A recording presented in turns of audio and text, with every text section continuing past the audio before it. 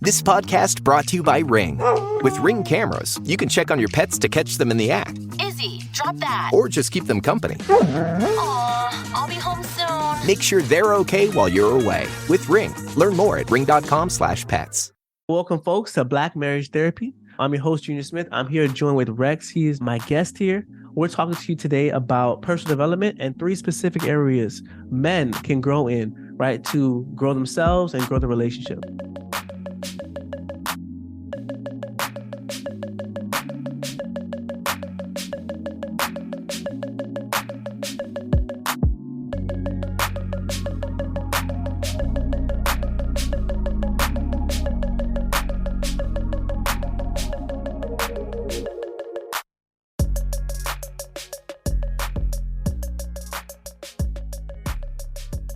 Let's go ahead and introduce our guest, Rex. Talk to us a little bit about who you are, why are you doing this, and give us your passion. What is your drive? What is your motivation? What gets you up out of bed in the morning? And why is that you do what you do?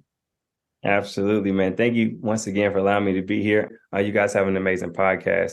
My name is Rex Howard Jr. I'm a marriage and family therapist and a relationship and sex coach. And to dive into who I am and where I come from. So I'm a 28-year-old. I'm from Knoxville, Tennessee. I'm from a family of 7, right? So I'm the middle child, right?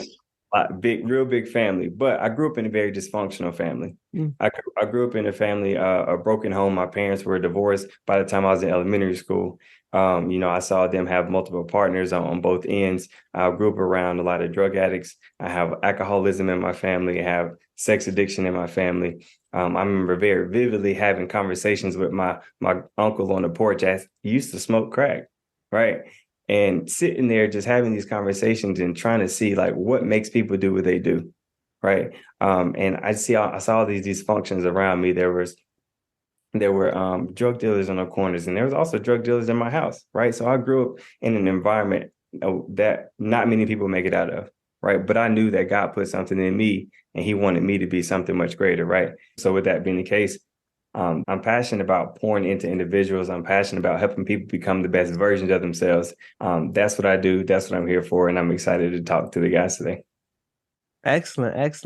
Well, we're here to talk about personal development, but first, specifically, what are some things that happened in your childhood, right, in your past, that kind of led you on the path that you're at now? Right now, you feel like God has led you to do this. You feel like you have a purpose in it. It's not just money. You're trying to make an influence, which is good, which is powerful. You need that. What are some things in your childhood that kind of led you to do this? A couple of different things, actually. Thing number one is my parents divorcing, right? So my parents, they started having kids when mom was 13 years old, right? My dad was 15. Mom had 5 kids by the age of 20.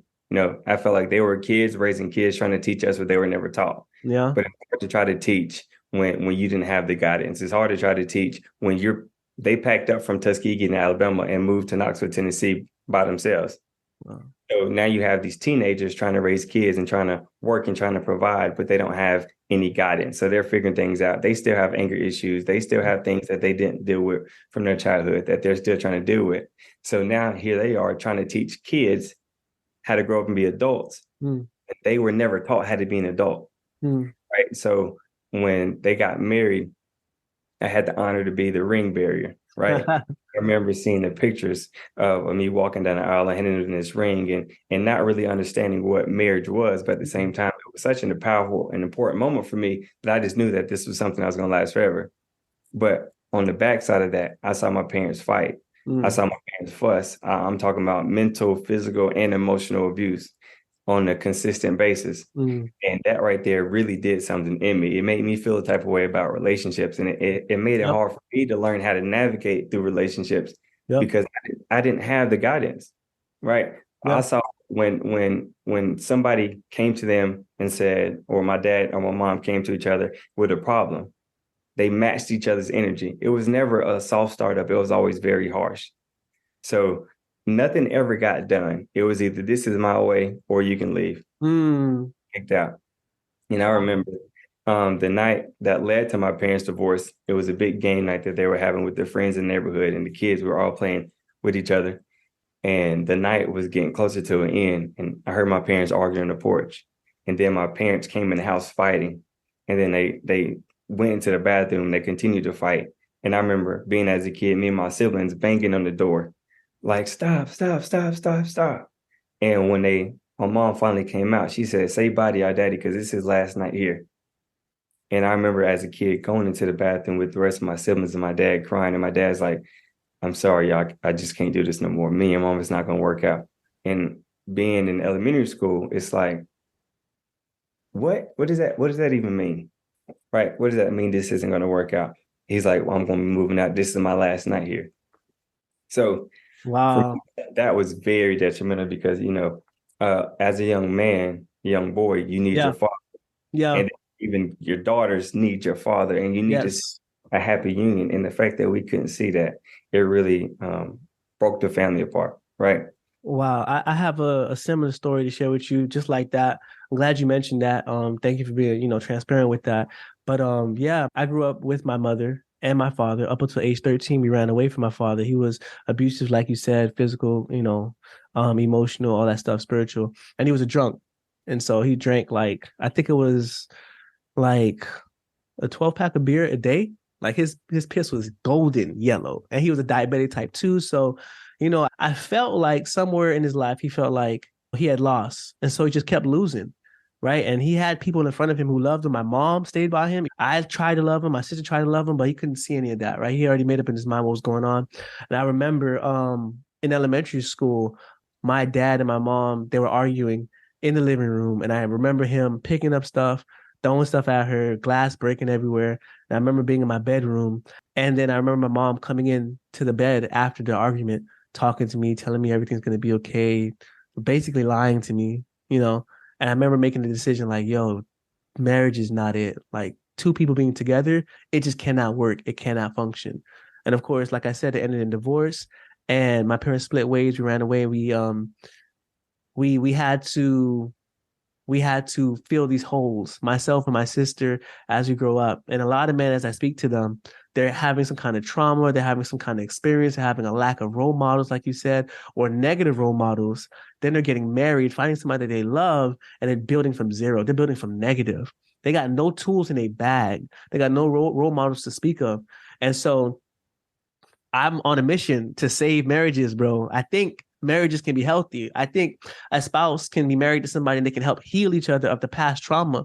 I think we can come together as men and women and we can raise a beautiful family, a family that's not short of love, a family that's not competitive all the time, but a family that's healthy. That's what I believe, right? And so I think as it comes to relationships, I think men have to understand the pivotal role that they play in the marriage, bro, in the relationship. And we just need someone to speak to us. I feel like we just missing the education. That's my shtick. That's my wife's shtick. It's like marriage education. It can be taught. Skills can be taught. We can teach you how not to be selfish. We can teach you how to show empathy. We can tell you what that is. We can tell you what growing spiritually is. We can tell you what growing financially is. We can tell you these things. You got to be willing. You got to open your ears. And so that's why I'm so glad you're with us today, because we're going to get into that, because I think what we're talking about is pivotal for that man who is trying to be that man, who's trying to be that family man. You feel me? Who's trying to be the glue, who's trying to stay, who's trying not to have the family break apart or the relationship end. And I think personal development is one way that you do it, right? We're taking responsibility for our own actions, responsibility for the way we think, maybe changing the way we think in some areas so that we can continue to grow, so the relationship can continue to thrive. And I think we're the missing piece. So for that man who wants to have a healthy relationship, who is already experiencing issues, or maybe not even experiencing issues, maybe they new to it and they're just being proactive, trying to find ways to educate themselves. What is personal development? Because I said it like that, but it's a term I didn't really describe it, so I'm gonna leave it up to you. Describe to the people, to that man listening right now, what's personal development and why it's so helpful to his relationship, why it's going to keep his relationship alive. Okay, when my last relationship ended, right, I sat with myself and I asked myself, Rex, if you could say why your relationship ended, but you couldn't mention your partner, what would you say? Okay. And I said to myself, well, I got angry fast. My communication wasn't always on point. Mm-hmm. It was easy for me to hang up the phone. Spiritually, I wasn't locked in with God like I needed to be. Like I could pray with my partner, but I wasn't always locked in with God. I wasn't around the right people like I needed to be. My influence circle of influence wasn't really on point. And then as far as like working, I wasn't working a job that was in my heart that I felt called to do. I was working a job because I was in survival mode. And then my level of communication, because it's one thing to communicate with your partner, but my level of communication wasn't where it needed to be to get across what I needed, to get across what I felt, to get across what I wanted from my partner. And after I sat to myself, I said, you know what, God, this is where I am, and this is where I want to be. Yes.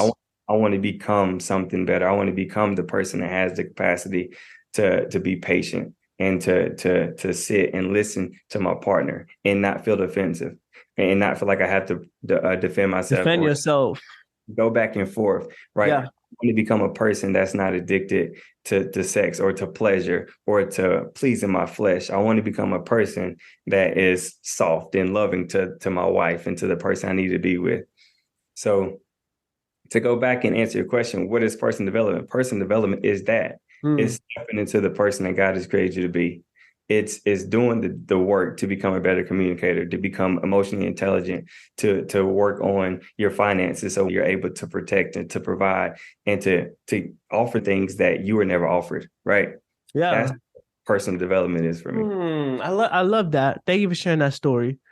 What's the first step? We're going to get into the 3 specific things, folks, but real quick, let's talk about personal development. The first step to personal development, right?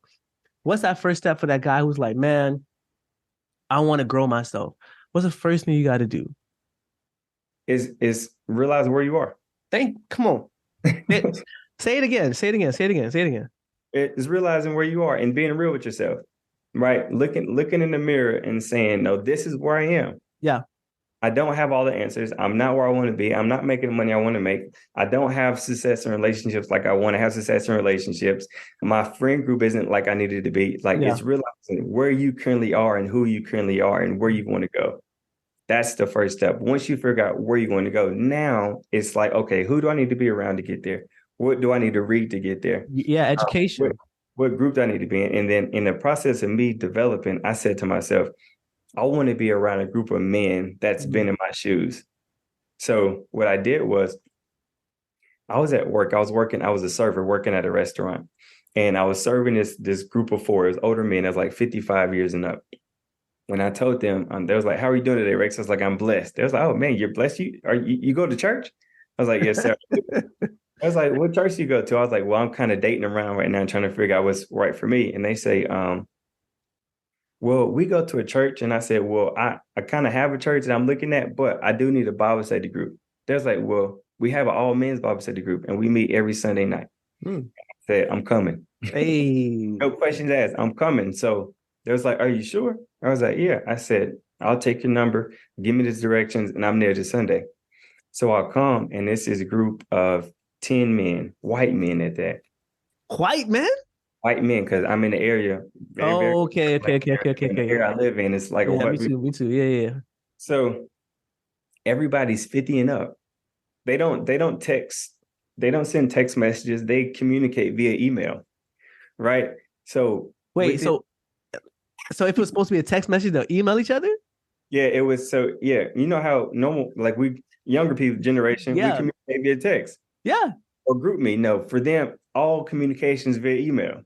They added me to the email thread. So I get in this group and these men are crying. These men are saying how they're struggling in marriage. They're struggling with their kids, and they're being real. Every group that I've been a part of growing up, people will fake the funk. Everything's good at home. Now my wife good, money good, you put up your best foot forward, and it's like, but that's not the truth. That's not helping anybody. I didn't see anybody cry growing up. They weren't crying, especially not the men. Yeah. So I got in this group and they said, Rex, what is a 27-year-old like yourself doing in this group? And I said, I'm here for the wisdom. I'm here for the knowledge. I'm here for the transparency. I'm here to learn from y'all so I can get to where I want to go faster. Yeah. And that's the thing. So first step, personal development, figuring out where you are. Second step is figuring out where you're going to go. And then the third thing is putting yourself in position to learn those things, to gather the wisdom, to gather the knowledge, to see the opportunities, to be around the right people that's going to pour life in you and speak life in you. And not only speak life in you, but to pray for you. Because sometimes that's exactly what you need. Wow. Thank you. Beautiful answer. I appreciate that. Yeah, personal development is that's what's needed. That awareness, self-awareness, bro, and reality check. Because sometimes, and I will admit this, I feel like sometimes when I meet with other men and speak to them, and they have an issue that they bring to me, I think 9 times out of 10 they already know what they're dealing with. They Yes. already know what they need to improve. They already know what they're hiding, Yes. and we just get to a part in the conversation where I try to get them comfortable enough to say, hey man, you know what it is already, bro. You already know it's your commitment, bro. You already know it's your whatever. What can we do to work on that? Self-awareness is the first step to getting that self-discipline, right? Figuring out where it is that we lack and what we need to do to grow in those areas. So let's specifically talk about these 3 areas now. The first area is emotional growth, and it's a buzzword, man. When it comes to relationships, that word emotional growth or emotional intelligence is the real buzzword that people like to throw around a lot and use it. So the first thing I want you to do is kind of define that for us, emotional intelligence, and then I'll ask you how we can grow in that area as men. Absolutely. So the best way to describe emotional intelligence is broken down into 5 parts, right? The very first thing is self-awareness. This is your ability to be aware of your feelings, your thoughts, your actions, and actually what's going on around you, right? Am I being aroused? Am I being triggered? Am I upset? Am I in fear? Like, am I in danger? It's that self-awareness. The second part is self-regulation, right? If I do find myself getting heated, if I'm getting triggered, can I calm myself down? Yeah. Right? By If yourself. you're by yourself. Can you regulate yourself? You don't need your wife to like, oh babe, I'm sad. Can you, can you regulate yourself? I like that. Can you regulate yourself as a man? Can you calm Yes. yourself down? Can you take a break? Can you say, I need a break? Can you say, I need a pause? Can you do that? Right? Because not many men can. So you have self-awareness, self-regulation, then you have empathy. Of course, empathy is your ability to put yourself in other people's shoes and see things from their perspective, right? Validating their experiences and validating their truths. You won't agree to everything that they say. Say it. Wait, hold on. Because I thought having empathy means I gotta agree with everything my wife says, and that means if she tells me something and I feel differently and I validate her, that means I agree with her, which means that now I gotta change my whole definition. I just gotta agree with her. Oh, absolutely not. So you don't have to agree, but you have to validate. It's their truths, it's their experiences, right? So being able to put yourself in their shoes and say, you know what, I see why you think that. I can understand why you feel that way. I understand. And I don't right? agree, but I understand. I understand because everybody wants to be understood. And when people are understood, they feel seen. And when they feel seen, they feel heard. And when they feel heard, they feel connected. Come on. Right. So with that being the case, that's empathy. So you have self-awareness, self-regulation, empathy, then you have motivation. Motivation will be broken down into 2 forms. You have internal motivation, which is I'm doing this because I want to become a better person. I'm doing this because God put something in me that the world needs, right? External motivation is I'm doing this because I'm going to receive a reward from my wife, right? Okay. My wife hates it when trash is being left out. I want to make my wife happy. So I want to take care of the trash. That's external motivation. And lastly is social skills. This is your ability to be out and be social, to make friends, to read the room, right? To know when your wife is ready to go. That's good. To know if you're being too friendly. This is social skills, right? And if you have social skills, you have motivation, you have empathy, you have self-regulation, you have self-awareness, you are an emotionally intelligent person. Okay. Those 5 things equal emotional intelligence. Absolutely. So the question next is, how do I get that? Okay. How do I get it? Yeah, that's my next question. Go ahead. So the thing is, if you're like me and you didn't grow up in an area where you didn't see emotional intelligence. No, I see people, sorry for cutting you off. I see people getting angry and that's accepted. Anger is my only emotion I have access to. I do not know how to regulate myself. I do not know how to tell other people what they feel because my job is just telling people what I want and what I think, and the world revolves around me. Absolutely. That's how relationships be. So and you telling me that's how I saw it too. I saw the women get upset and explode. I saw my dad get upset and explode. I saw fights break out. And I was like, how come they can say one thing and it's going to piss you off or get you outside of your body? So what can you do? For one, you got to pray. Pray and ask God for the patience. Ask God for your ability to be empathetic. Ask God for your ability to see you for who you are and work on you. Change your heart, right? Second, put yourself around the emotionally intelligent people. And how do you know if you're around emotionally intelligent people? When somebody addresses somebody with conflict and they're able to say, I understand that. Well, tell me more about that. How can I show up for you? What else do you need from me? When somebody is patient, somebody is kind, somebody has a soft start up and not a hard start up. And when somebody's not being critical to a person and pointing a finger at a person and they're able to take that, that's how you know they have that emotional intelligence. So Okay. put yourself around those people. Yeah, I like that. Find people who are doing what you want to be doing.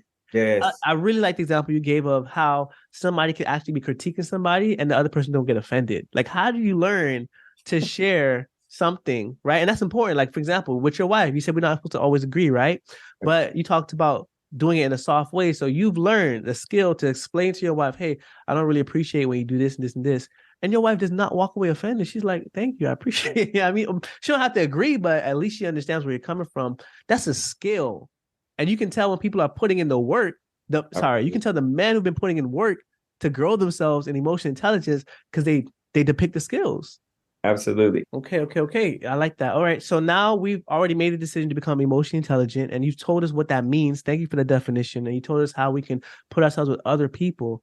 What are some challenges? I want to hit some of those oppositions that's going to stop us, right? Give us some bumps in the road, things to expect. Because when we can expect it, we can make adjustments for it now. So what are some challenges to becoming emotionally intelligent for a man, right? Societal pressures, trauma. Go ahead. All right. For one, friends. Okay. Right. If you are in the process of becoming an emotionally intelligent person, but you still hang around the same people that act the same way, that have the same beliefs, that have the same behaviors, it's going to be hard for you to become better. It's going to be hard. It's going to be real hard. It's going to be real hard. Same way with your relationship.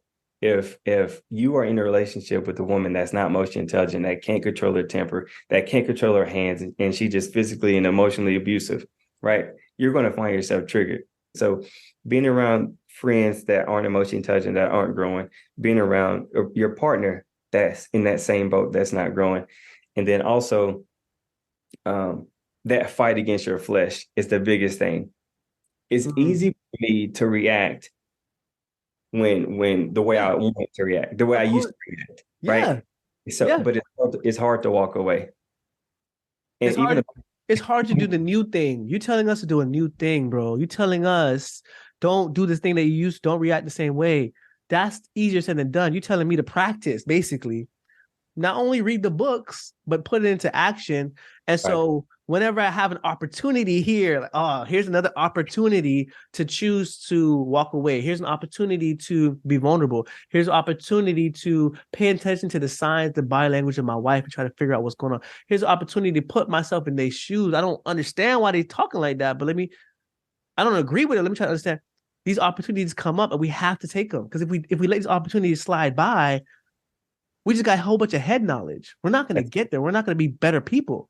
If I teach you how to throw the perfect football or do the perfect whatever, and you don't practice it.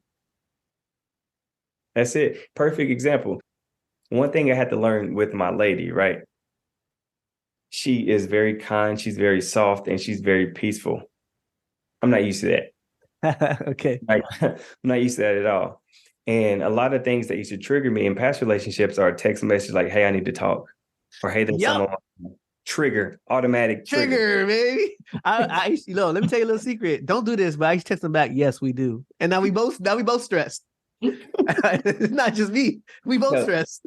No, literally. So I used to get those texts and it used to trigger me because those conversations are always conflict conversations. But with my new lady, she'd be like, hey, no, I just really missed you and I need this from you.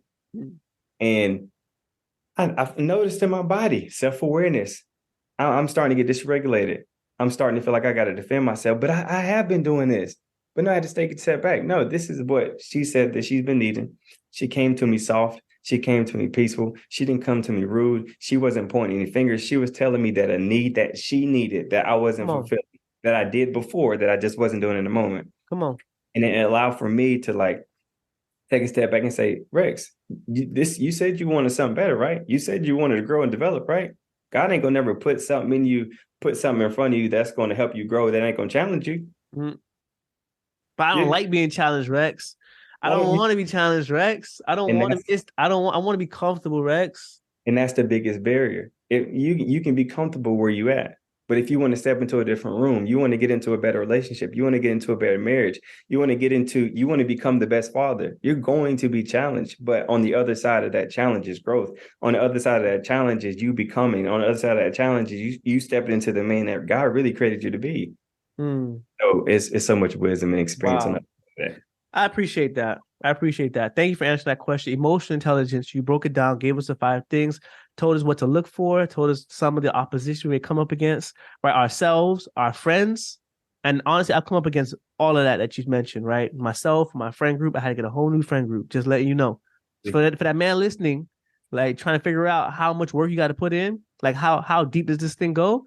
I had to get some friends who knew what I was talking about, who didn't think it was soft to express my emotions, who understood that anger is just sometimes a cover-up emotion, a secondary emotion, but I really feel embarrassed. That's why I got angry. Or I really felt worried. That's why I got angry. Right. So I had to start talking to some men who could know where I'm coming from.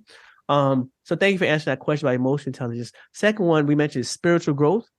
Spiritual growth. And we have one more after this, and we get into some tools and some tips for y'all. Spiritual growth. So same question as before, right? Why is it important to grow spiritually? Okay. Why is it important? Then I want to know how we can do it. But first, why is it important to grow spiritually? Because if my money's right and my emotions are right, I don't feel like I need spiritual. My money's right. I got cash. You feel me? I got respect. So you telling me spiritual is important. You need to explain to me, why is that important? Because growing spiritually, God has already laid out the blueprint to life. Everybody wants to know how we get to next level. Everybody wants to know, what kind of husband do I need to be? What are my roles and responsibility as a man? How do I treat my kids? How do I treat people? God already said, he already laid it out, right? So he said, love the Lord with all your might, with all your soul, and all your spirit, right? And then he said, love your neighbor like yourself. He gave you the blueprint. So if I'm not growing spiritually, everything that I have, I won't know what to do with it, right? If I do have all this money, right, it's not going to go in the right place. I'm not giving it back to the person that blessed me with, and that's God, right? If I do have the best relationship, it won't be the best because it's not rooted in my foundation ain't on him, right? It's only so much you can do as a person. There's only so much you can develop as a person without that peace. Okay. So that's why you should that's why you should tap into spiritual development, because God has already gave you something. He gave you everything that you need in you, but the only way to pull it out and to really identify what it is through him. Okay. I hear you. There's only so much you can do as a human being. And with God, not only has he given you the instruction on how to do it, he also provides you with that longevity. I know for myself, I wouldn't be the man I am today without God, because he's the one honestly leading me. He's honestly leading the charge for personal development in my life. Because to be honest with you, there's some things I know I need to develop on, but I don't care. Like, I know I need to develop on it, but I'm like, ain't nobody dying. You feel me? I could be a little less selfish. I could. Or I could be a little bit, I could practice looking forward a lot. I like to live in the moment. And sometimes it's good, sometimes it's not. And it really is God knocking on the door of my heart saying, that thing you don't want to practice, you need to practice it, because you don't know, right, where you may need this skill in the future. And so God has been leading me to grow. And it's my relationship to God that keeps me faithful to my wife, honestly, and keeps me faithful to my kids. Let's just be real. If it wasn't for God, I would make decisions that could be catastrophic. No, 100%. And one thing about that is, my lady asked me, she said, what do you think stops a man from cheating? And I said, the fear of God. That's it. The fear of God. I got to say, and my wife finally accepted an answer. Finally, because she's like, yo, babe, I'm good to you. And I'm like, I know, listen, I'm not saying that you're not good. And she's like, no, because that woman's better. I'm like, she may not even be better. Look at Jay-Z and Beyonce. That girl he slept with ain't better than Beyonce. It's just opportunity presented. And she's like, are you serious? I'm like, but listen, babe. Hey, I'm telling you the truth. Opportunity present itself. That could be a problem. But I'm trying to keep myself grounded, and I'm trying to go ahead and do things to build up my character where that opportunity presents itself, and I turn it down. But I know I know never to think it can never happen to me, because then that's when it happens.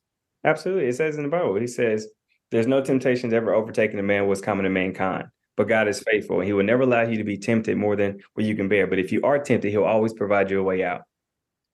He will always provide you a way out. And then also, it's our sinful nature. It's not in us to do good. The Bible also says the things I hate to do, I do. The things that I want to do, I don't do. And the things I don't want to do, I do. All the time. It's our flesh.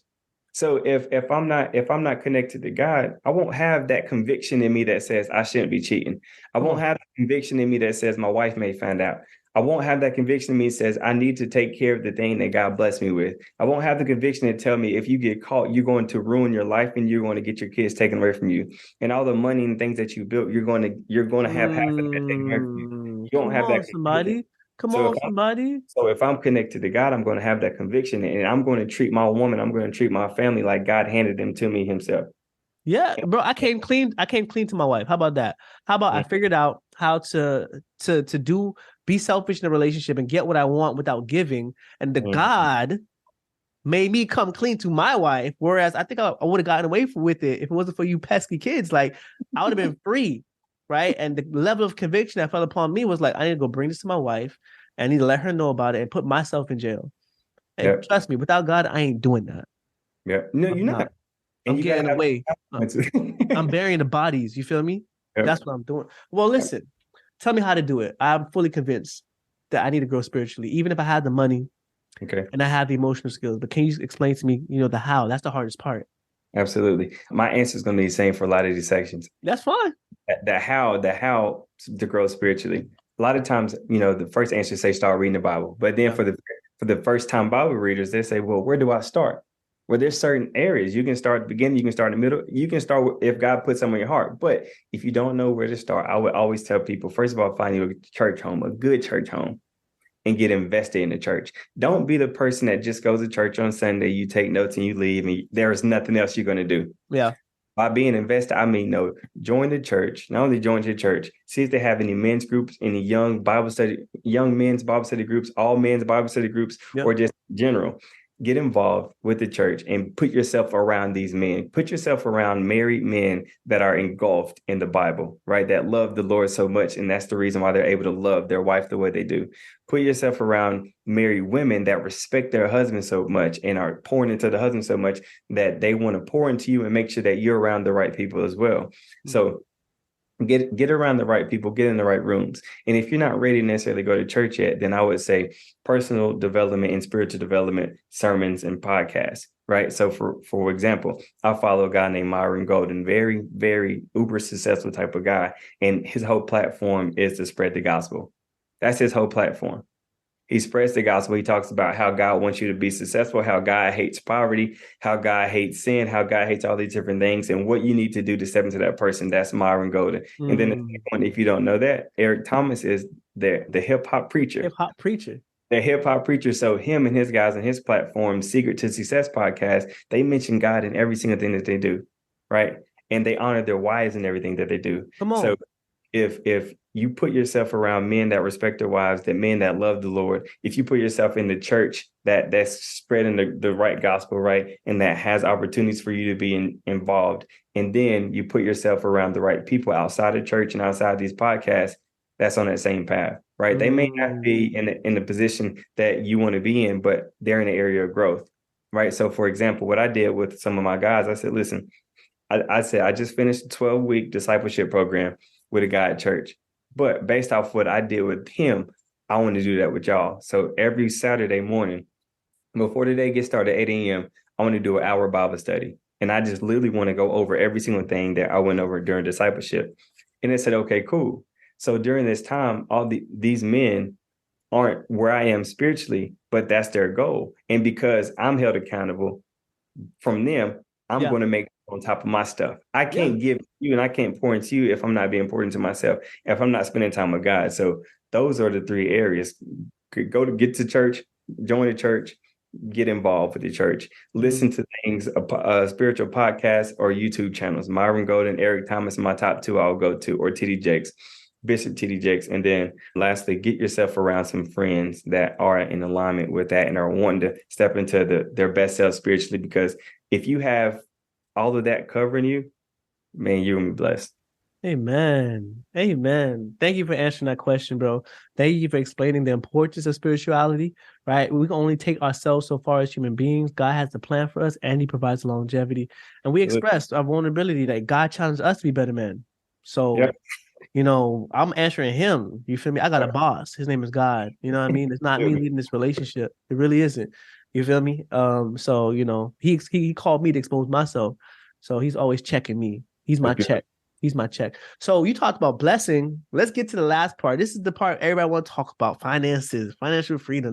But you see, I put it last. Okay, we got the emotional first. We got the spiritual. Now we got the financial freedom. You talked about being blessed, Right. and so this may seem like a foolish question, but I'm gonna ask it anyway. What's the importance of of growing financially as a man, of having success in this area, cultivating growth? And then I'm gonna ask you some specific question on how we can do that, because and I don't expect you to be a financial advisor, okay? That's not your role. You're not supposed to, come give 0 to millionaire in 60 days. I'm not looking for that kind of answer. Let me just set the stage right now. That's not what you're about to hear, people. But this is just general stuff that we can learn because we want to grow in these 3 specific areas, and financial growth is one of them. So why is financial growth important for a man? Financial literacy. Literacy. Go ahead. Yeah, is important. Financial growth, of course, but financial literacy, I think that's the main word. And it's so important because without having an understanding of how to take care a little bit, you will never be blessed with a lot. Right? God says, if you are faithful over a few things, I can bless you with many things. So, but financial literacy is so important because before you even find your wife, before you even hop into a relationship, how are you dealing with your own finances? What's your relationship like with your money? Right? And the backstory, growing up, I had a very up and down relationship like with finances simply because my parents worked extremely hard, but we also had food stamps, right? Mm-hmm. And then whenever they lost a job, this is how the process would go. It'd be, all right, kids, everything's good. Christmas is going to be good. But the minute money got bad, all right, guys, we got to cut back. Make sure y'all cutting the lights off. We ain't going to be able to go eat here. We're not going to be able to eat here. And then we start counting the costs, right? It's like, well, can we get this? I'm like, no, we can't because we don't got the money right now. So that was a constant conversation that was happening. So I'm just like, okay, cool. Financial literacy isn't a thing right now. So then you go from a teenager doing that into a young adult doing that. And I put myself in those same positions. Yep. When I got money, I would spend it because my zero ended up being a zero. I never had a savings account. I never had all these different accounts because it was like, if I got money, the goal at the end of the month is to spend it. The goal is to if I got it's the truth though. I'm laughing, but it's the truth. It really is, to spend the money. And I had no relationship with money. It was I just make money, and I thought that was good enough. Just make more money.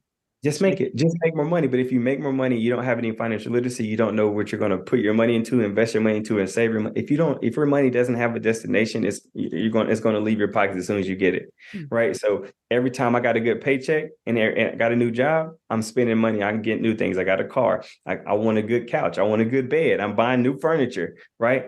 And I'm going to the furniture store and I'm getting approved for $10,000. I'm like, oh, I got 10,000 to spend. No, you don't, son. Right? Especially if you don't have the money to back it up. So if you're not financially literate, you're not responsible. If you're not responsible, no woman's going to feel safe with you. If you're not responsible, no woman is going to feel like you can provide for her. Oh, don't say that. Don't say that. No, That's going to offend somebody.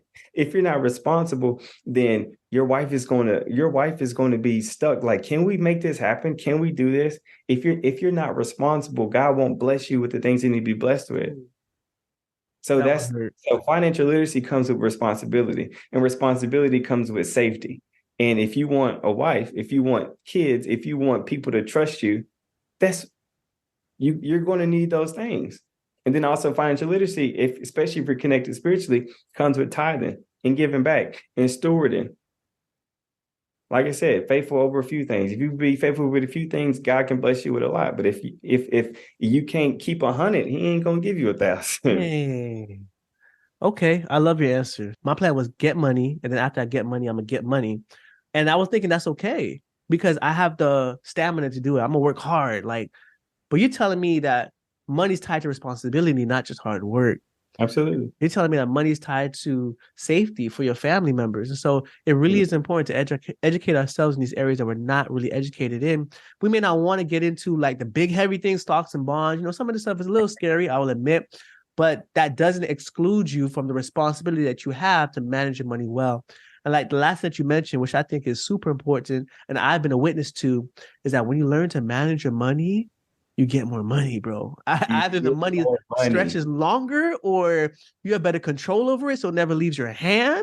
But if you're responsible, you take care of the money, you have more money some way, somehow. That's just the way it works, right? Either you get more opportunities because you're more responsible, or you're more responsible in the first place, so it doesn't leave your hand. All right, I'm bought in. I believe you. Financial literacy is important now. It's not just good enough to work hard. It's not just good enough to make money. Right. I don't want a super specific answer, but how can I grow in this area of financial literacy? I don't have to become a millionaire, but tell me what I can do. Well, first, it's self-awareness, right? It's taking a hard look at your finances. And one of the main things I do that I challenge my guys in my programs all the time is I'll tell them, print out your bank statement, right? Print out your bank statement. I want you to put a check mark beside every single thing you spent money on that you needed, right? Put an X beside everything you spent money on that was not a need, right? Put a cross by every time you tithed for the month, right? And then also put a line through everything you spent money on that was going to push you and propel you to become the best version, whether that was school, whether that was a book, whether that was personal development, a coach, a therapist. Put those things. You need to see where your money is going. That's the very first thing. One thing you'll understand is, damn, I spent a lot of money on fast food this month. I spent a lot of money on website this month. I spent a lot of money on subscriptions this month. And I bought weed this month, or I bought alcohol this month. Okay. I went on a lot of dates this month, right? It's being real with yourself. Where's my money going? And then creating a budget for yourself, right? This is how much money I make on a month-to-month basis. And this is how much money goes out on a month-to-month basis. You create that budget. Once you have that budget, then you say, okay, cool. Where do I want to be as a man financially in the next 6 weeks, in the next 6 months, in the next 6 years? Where do I want to be? And what's going to be the thing that's going to help me get there? What do I need to sacrifice? What are 3 things that I can cut out of my budget today, this week, this month, that's going to help me get to where I want to go? Right. And what's the cost if I don't cut it out? Yeah. That's the thing. Asking what the cost is. So my question, so we're in the marriage context here. So we're connected. We're connected to our wives, right? Who's also making income. It's 2023, okay? I feel like both men and women have to work these days just to make it, okay? So it's our income, it's our budget. So I have a specific question towards vulnerability, like being vulnerable with our money, with our wives. You know what I mean? Sometimes we want to shield her from it. You know what I mean? But we need help. We need a helpmate, a partner with it. So having a conversation with our wives about money is tough. It's tough. It's like talking about sex sometimes because it's my identity, my money and my sex. Like, so that's a hard topic. It's difficult in marriages. It is, but that vulnerability is so important. And one thing that's going to help you be vulnerable is safety from her, right? If she's a safe space, then you can be vulnerable, because if you share the lack of finances with your partner and they criticize you, they give you that look, and say they start making statements or they bring it up in arguments or they just make you feel less of a man because of where you are financially. That's never going to make you feel safe enough to ever come to them, right? But as a man, it's so important to be transparent and vulnerable about where you currently are financially so she can see it. And if I'm letting my lady know, hey, this is how much money I made this month, this is how much I plan on making next month, or this is how much money I saved, it allows her to see, okay, cool, he's being honest with me. He's telling me where he is. Yeah. So there's no need for me to question. Yeah. But if you find yourself in a marriage and you're hiding money, then it's time to have that conversation, because she would never know where you are if you don't show her. If she can't see it, a lot of married couples believe in having a joint account, but a lot of married couples, especially men that feel like they want to fully provide, they have separate accounts. They make sure everything's taken care of. But what happens when they don't get taken care of, right? I was working with a couple, and the wife is a stay-at-home wife, and the father was a provider. They got 3 kids at home. They had hit a bump in the road that she knew nothing about. In her mind, they were up. They had 10 to 15,000 saved away, but in reality, they were down to 1,500. And she was wanting to take a trip to go see family. And he was making every excuse as to why he couldn't take that trip. And then she was like, nah, something's really going on. And then he told her what was happening. And she completely lost faith and trust in him because she was like, how could you let us get to this point? Man, listen, you get to that point, bro. You put yourself in that guy's shoes, married, been doing it good for like 3 years, 4 years. And you mess up. It's hard to admit you mess up, bro, because you want to shield her. And then you think, damn, she's never going to forgive me again. But just what you said will happen. If you hide it, if you bury it and they find it, it's 10 times worse. Sometimes it's not even the thing that happened. It's your presentation of the thing that happened, how you go about the thing that happened, which makes it whatever it is. Absolutely. And if you're able to be vulnerable and transparent with your partner and say, hey, babe, this is where we are, but I have a plan, right? This is how we're going to get out of this hole. Yeah. Or even come up with the plan together. Like I said before, we're a team, we're a unit, and you know, I want to work with you to grow. Absolutely. Wow. I appreciate that. Thank you. You explained the importance of financial literacy, right? We can't just work and be hard workers and make money. We got to know what to do with our money because we want to provide that sense of safety and security for our families, for our wives, right? And even ourselves. We want to see ourselves prosper, right? Personal development.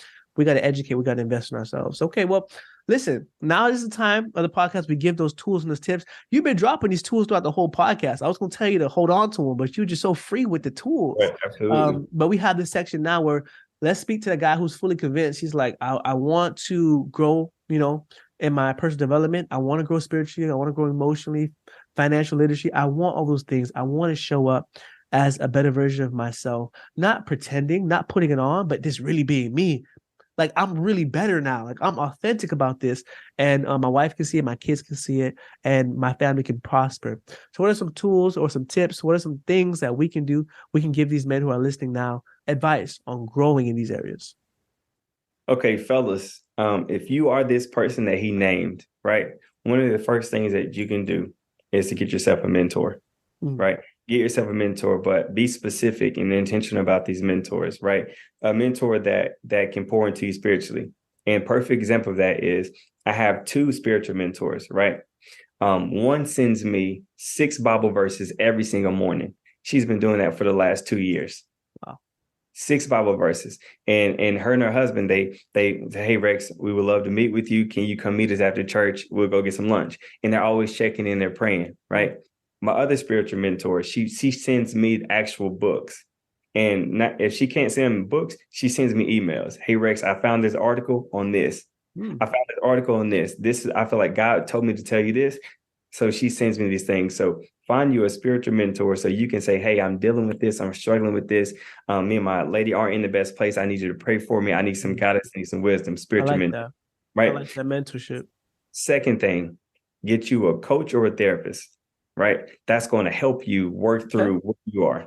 Right? So once again, a therapist is going to help you focus on your past. A coach is going to help you focus on where you are in your future. So get you a therapist to help you focus on the trauma that may be holding you back. Your relationship with money, that's trauma. Your relationship with sex, that may be trauma. Your relationship with your past relationships. You want to focus and identify those relationships so there's nothing holding you back from having the capacity to show up for your next partner. And once you do the shadow work, then you can do the future work. And with a coach like myself, I'm a personal development coach. I like to see where you are, and I like to help you get to where you want to go and identify certain things that are still in your way. So get you a therapist or a coach. And lastly, you can get you a financial mentor, right? Yeah. You can get you a financial mentor. Now, mind you, they don't necessarily have to be a mentor. It can be somebody that just stewards their money in the right way. Come on, we don't have to go spend $1,000 to join this man program and be part of the mega mind. It's $1,000 a month. You can't even afford it. You waiting for it to pay off. You just pay people $12,000 a year. Come on. No, you don't have to do that. But, and mind you, there's so much information in books, and especially being a Black man, they say if you want to keep something away from a Black person, put it in the book. So there's so much information in books. What you've experienced and what you want to experience, somebody's already lived it. Somebody's already done it. Somebody's already executed it, right? So there's a lot of financial, spiritual, mental knowledge in the Bible, and then there's a lot of books. There's a lot of books that are out there, and one book is The Psychology of Money. So if you want to learn how to steward your money, or Rich Dad Poor Dad is a really great resource. You want to learn how to steward your money and save it or invest in the right things. There's information out there. You just have to go get it. And if you're not ready to purchase a book, click on YouTube. There's so much information. And if you want to take it a step further, you can even follow me. Right. So on Instagram, I am Rex Howard Jr. and I drop videos almost every day about personal development, spiritual development, and just relationships in general. And then the brother that you see on this podcast right here, him and his wife drop gems on a day-to-day basis. So if you don't know where to go, use what you have in front of you. And if you're ready to step outside of that, then it's time to go get you a mentor, time to tap into those books and the resources that you have access to. Yes, sir. Come on. Strong answer. Get you a library card. Them libraries still open. Absolutely. All right. They still open. You can go back and get it for free. Wow. Thank you so much for explaining those things to us, for talking to us. My listener, now I'm speaking to you. If you are in a relationship and you're growing in some areas, and some of these areas you want to grow in, look for these resources. If you are in a relationship and you're trying to start over fresh, I want to become this kind of guy. Hey, look for those resources, right? And even as Rex mentioned before, for that person who may not be in a relationship right now, but are growing, or maybe they're in a committed relationship but not married, there's always room to grow. Absolutely. Married, not married, committed, 10 years, 20 years, 30 years, we can still grow as men and show up as the man that God called us to be. Thank you guys so much for listening to this episode of Black Marriage Therapy. Everything that we mentioned here in this episode will be down in the show notes. All right. Thank you guys. We'll see you again. Peace.